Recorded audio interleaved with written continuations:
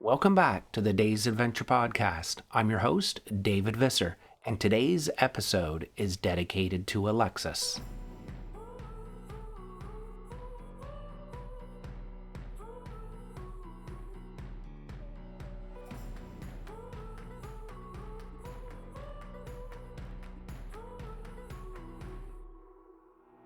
Last time on the day's adventure, we stood in awe beneath the ancient baobab boughs, watched a majestic eland stride across the golden grass, and had a hilarious standoff with a gang of lunch-thieving vervet monkeys.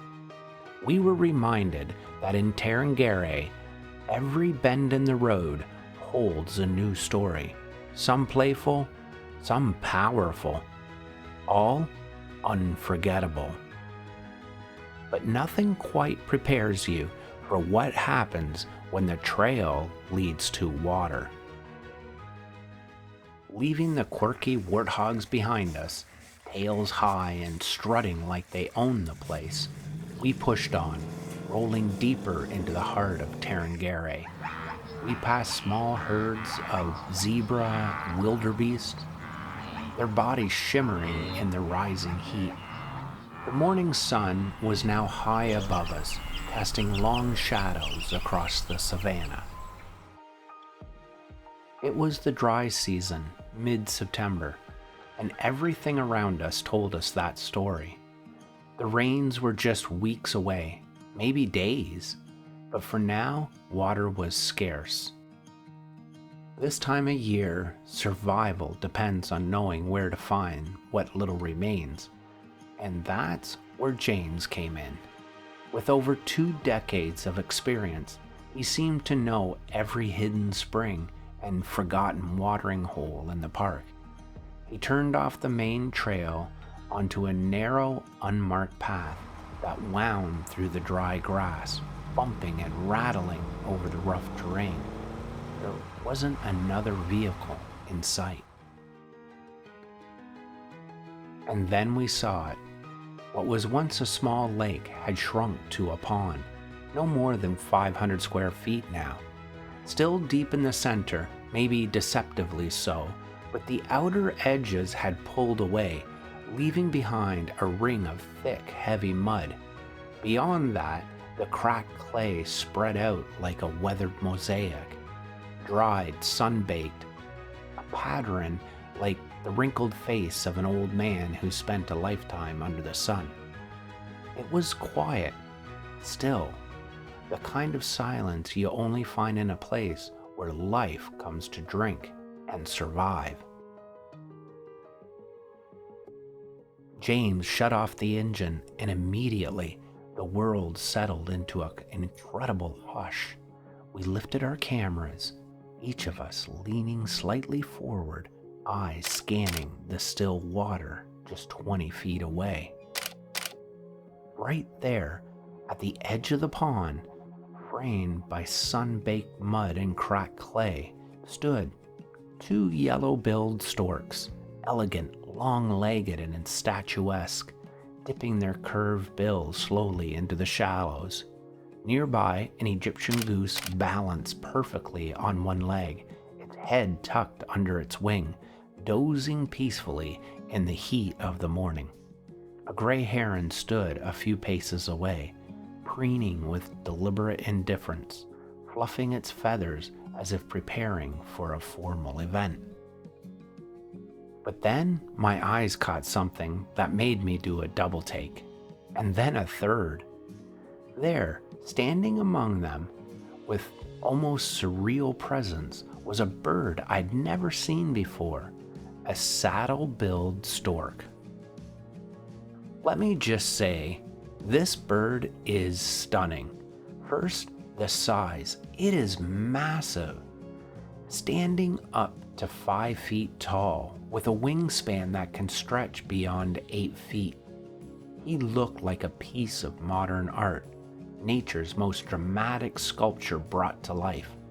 His body was stark white, wings framed with deep black feathers that shimmered with hints of blue and green in the light. And then, that beak. Oh my goodness, that beak.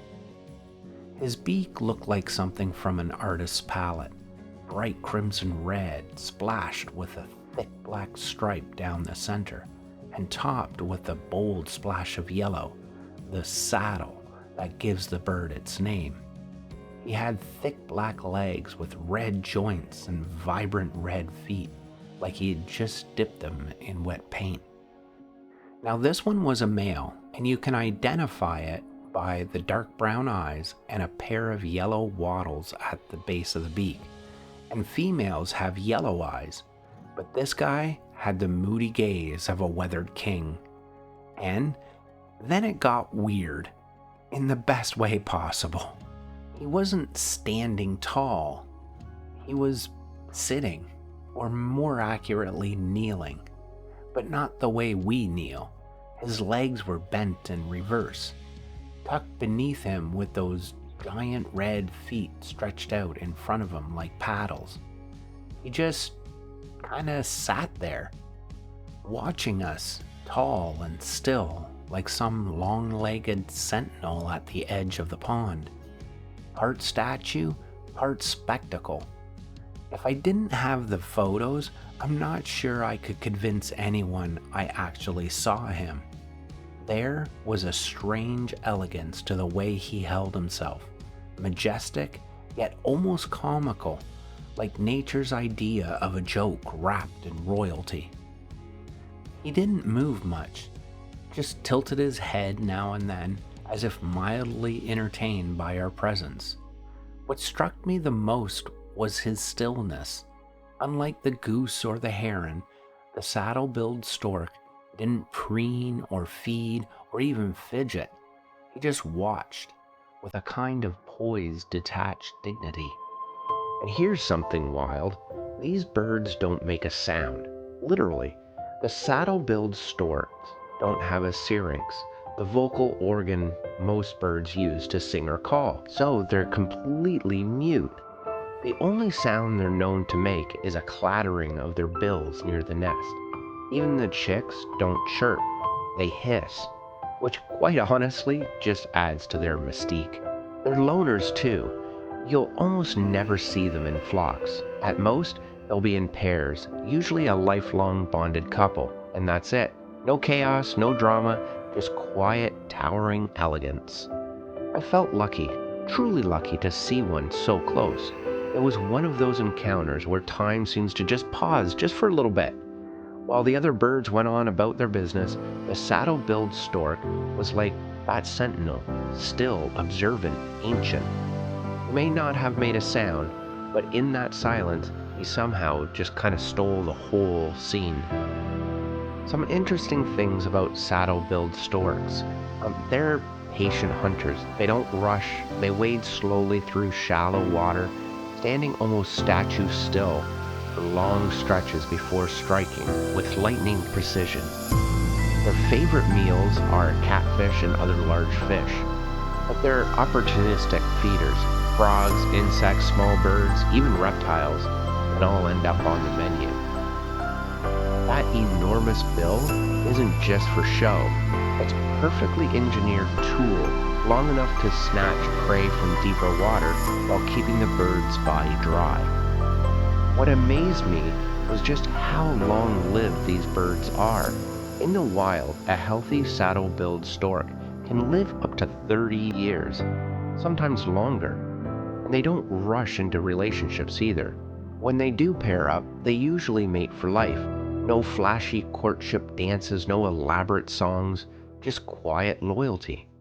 They build massive nests together high in strong trees near water, repairing and reusing the same nest year after year, adding to it as season by season, like caretakers of a long-held home.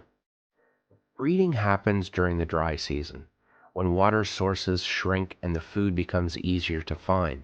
The female typically lays 2 or 3 eggs, though she can lay up to 5. Both parents take turns incubating and feeding the chicks, who start out white and gradually darken as they grow. By about 3 months, the young birds are ready to fledge, but they often stay near their parents for a year or more. learning the rhythms of the wetland life. And yet, despite all of this, despite their size, beauty, and longevity, the saddle-billed storks are surprisingly scarce. They need large, undisturbed wetlands to thrive, and when those disappear, so do they. Seeing one like this, so calm, so close, felt like being granted access to something rare and fragile.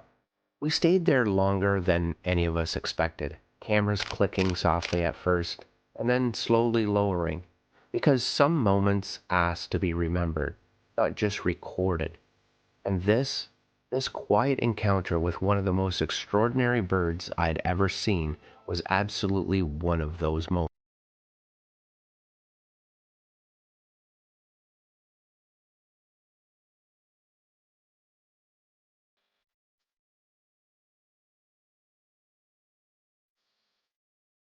But there was so much more to see. The sounds around us became a kind of wild symphony. Bird calls, distant grunts, hooves crunching over the dry earth. It felt like nature itself was singing to us. And then the zebra came. A whole herd of them, maybe 50 or 60 strong, emerging in orderly rows, as if choreographed, each one lowering its head to drink from the shrinking pool. Their black and white coats rippled in the heat haze, and the symmetry of their stripes reflected back into the water, like a moving painting. But for all their grace, they were on edge. Every muscle taut, ears flickering back and forth, eyes scanning the horizon. Watering holes are dangerous places. While they quench their thirst, they are also completely exposed, and predators know it. This was survival, performed with elegance under pressure. All around the edges of the pond, life converged. A small group of female impalas, delicate and alert, hovered on the far side, drinking quickly, always poised to flee.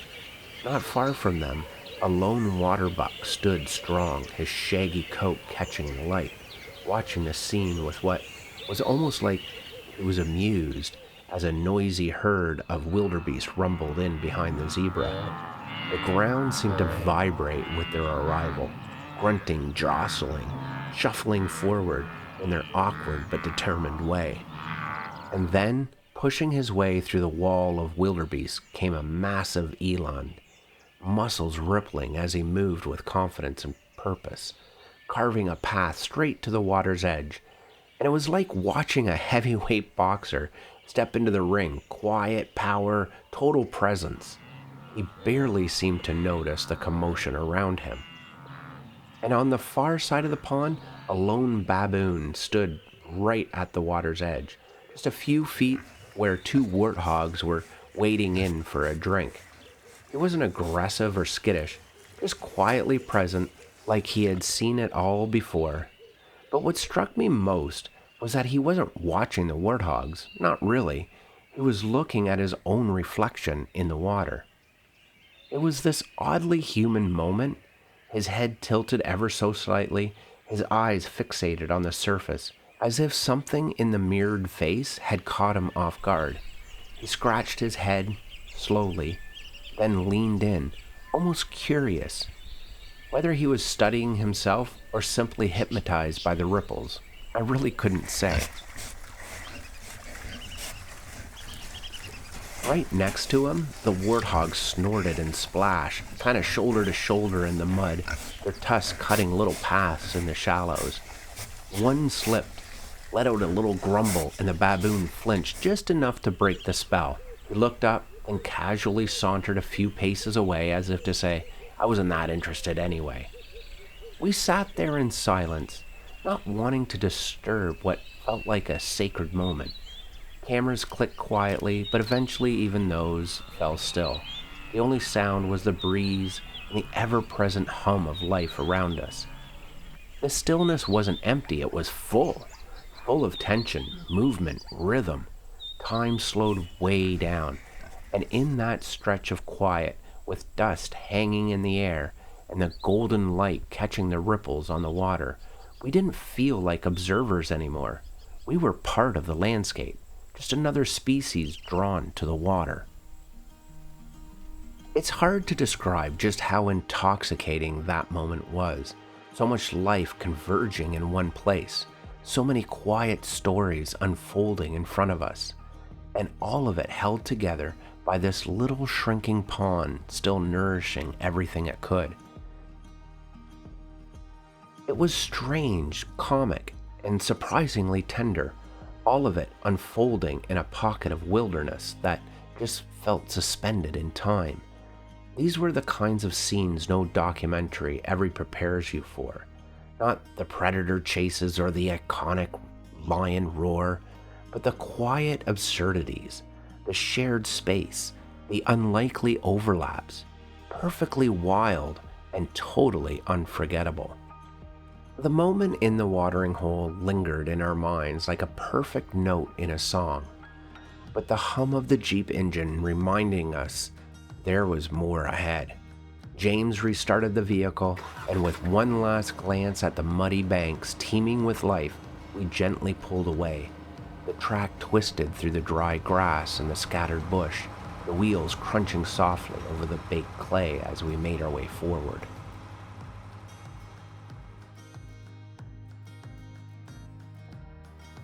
Not far from the water, perched boldly on a thorn-stripped acacia branch, we spotted our first new subject, a western yellow-billed hornbill.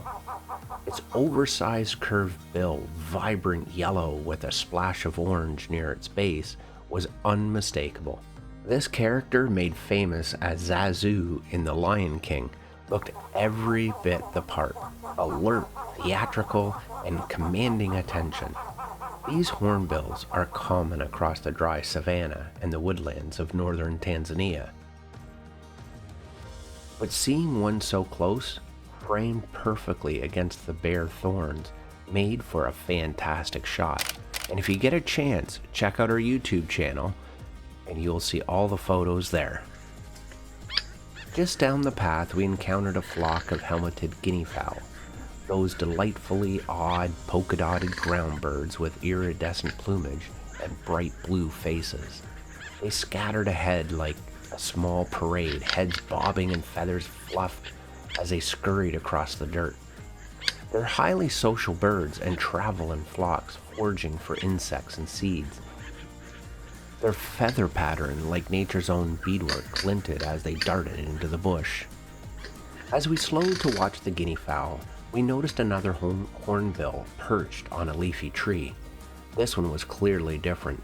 A closer look confirmed it was a northern red-billed hornbill, distinguished by its paler head and overall lighter plumage. Its red bill was thinner and slightly curved, and the bird was actively picking at green berries, tossing them back like candy. Hornbills play a key role in the ecosystem as seeds disperse, and their presence always brings a little charm to the scene. Watching these two species, similar yet distinct, back to back was a real treat. Rounding a bend, James slowed and pointed down into a dry valley framed by scattered trees. Below us was a small herd of elephants, two large females accompanied by four very small calves. One calf in particular stood out. James had guessed it had been born in the last 24 hours. It clung to its mother like Velcro, wobbling with every step, barely steady on its feet. Its wrinkled skin was still damp in places, and small remnants of an umbilical cord still hung from its belly. It was rare to see a newborn this young out in the open. What made it even more unusual was the herd composition. Just two adult females with four calves. Elephants usually form matriarchal family groups, where the older females help raise the young collectively. So this small cluster could have been a splinter group temporarily away from a larger herd. James noted it was likely the result of environmental pressures, drought, predator movements, or the search for isolated watering holes that drew them away. Whatever the case, the sight was very intimate and moving. The mothers moved with purpose, their large ears fanning slowly as they led their tiny charges deeper into the dry valley. The smallest calf stumbled over a root and let out a small trumpet, but it was quickly soothed by the nudge of his mother's trunk. We stayed still, watching in silence from a respectful distance, feeling as if we stumbled upon a sacred family moment. As we left the valley behind and wound our way through the narrow corridor of dry bush and baboa trees, none of us were prepared for what came next. The path curved gently to the left, and then suddenly the world opened up. It was like stepping straight into a National Geographic special. The Tarangire River Valley stretched out before us in a sweeping panorama, its winding, muddy waters shimmering in the midday sun. Herds of animals, hundreds of them, dotted the landscape in every direction.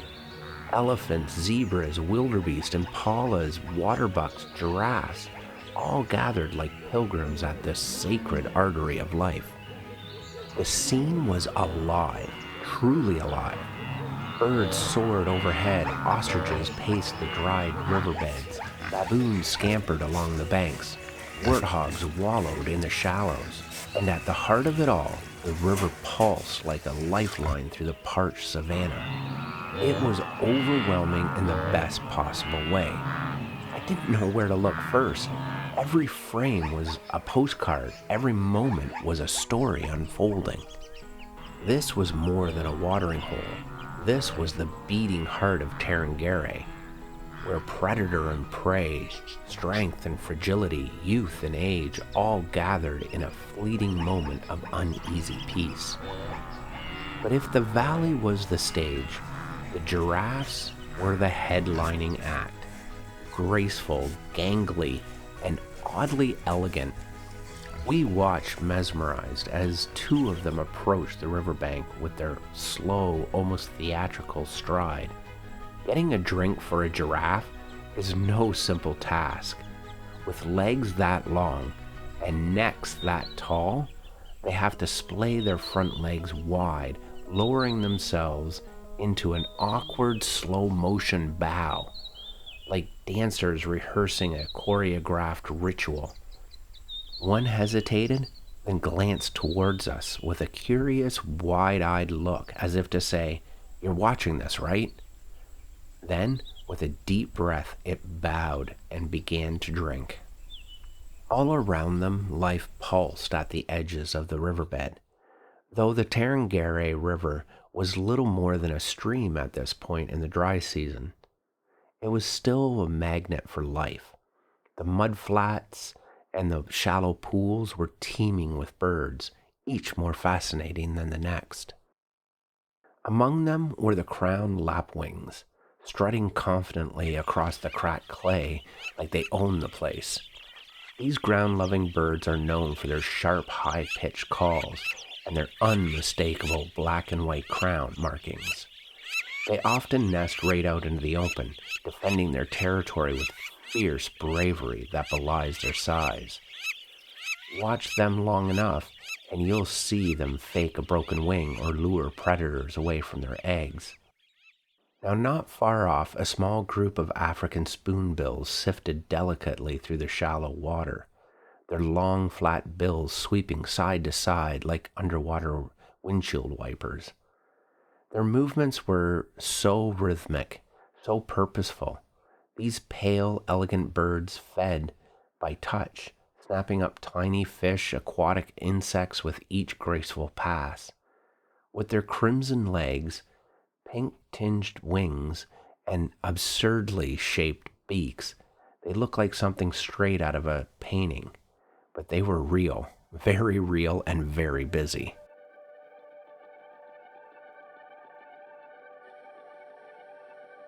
And then, glittering in the sunlight like spilled jewels across the ground, were the superb starlings, dozens of them.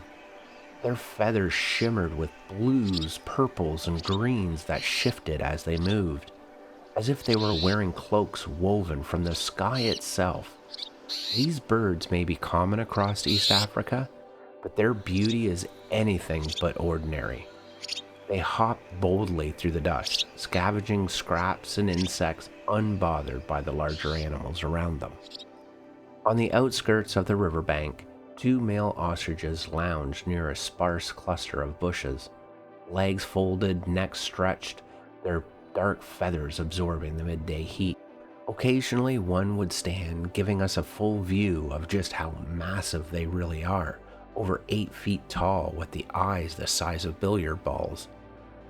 Ostriches are the largest living birds on Earth, capable of sprinting at speeds of over 70 kilometers an hour, and despite their size, they're surprisingly graceful. All around us, the Tarangire River Valley was alive with motion, sound, and story. It was the kind of place where you didn't just watch nature, you felt it. You felt the heat on your skin, the dust in your nose, the awe in your chest. Giraffes bowing to drink, birds of every size and color painting the earth with life, and the distant calls of animals reminding you that this wasn't a zoo or a sanctuary. This was real. This was the wild, exactly as it had always been. As we finally left the bustle of the riverbed behind, winding our way through the acacia-dotted savanna, the landscape opened up into a quieter stretch of dry grasslands. That's when we spotted something very interesting. Off to the left, a massive male ostrich, completely in his element, kicking up a storm of dust as he gave himself a full-on dust bath. It was wild to watch. This 8-foot-tall bird, with its jet-black feathers rolling and thrashing in the dirt, wings flapping, sending clouds of fine sand flying in every direction. Ostriches do this not just for fun, though it sure looked like it was. They take dust baths to clean themselves. The fine particles help absorb excess oil, remove parasites, and even act as a kind of sunscreen to cool and protect their skin. It's a vital ritual, especially in the intense African heat. And let me tell you, when a creature that large decides it's time to roll around, the savannah notices. It was like watching a dinosaur do yoga. But just as the dust began to settle, something massive caught our attention. Emerging from the spruce tree line was the largest elephant I had ever seen. He was a true titan of the plains. His ears flared like sails, his tusks curved long and low, and at every step sent vibrations through the ground. As he moved through the grasslands, a small group of impalas stepped respectfully aside, utterly dwarfed by his presence. It was as if the landscape itself shifted to make room for him. I managed to get a few incredible shots, and you can see them on our YouTube channel at The Day's Adventure 1272.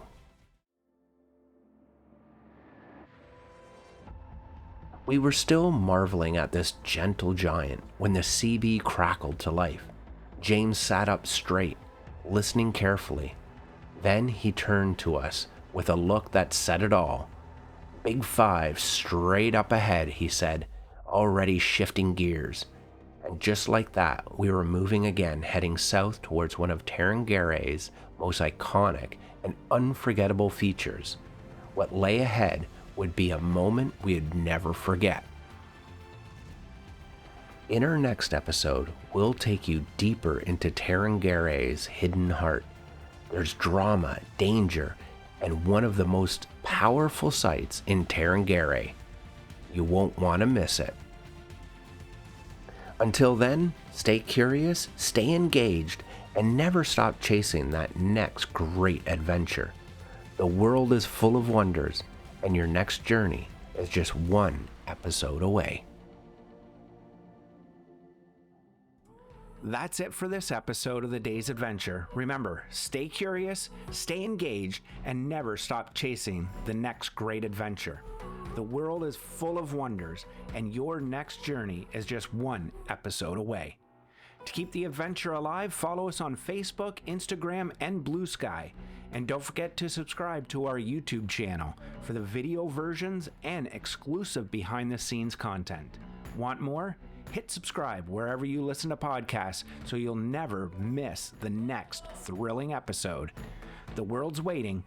See you next time on the Day's Adventure.